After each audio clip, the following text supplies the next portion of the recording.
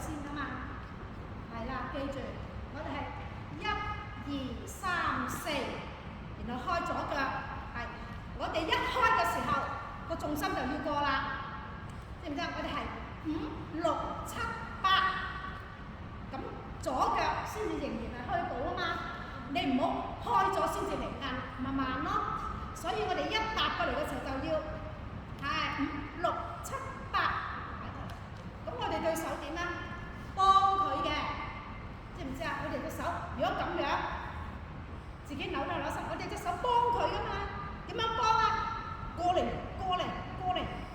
啲力得唔得？俾力，係啦。咁你咪搖都搖得舒服啲咯，係咪？因為你有對手幫佢啊嘛。我哋係咁樣，係。